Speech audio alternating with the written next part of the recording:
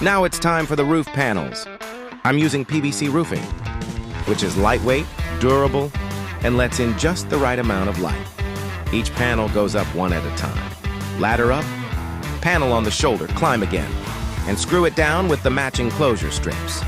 The closure strips are key because they keep everything sealed tight against rain and wind.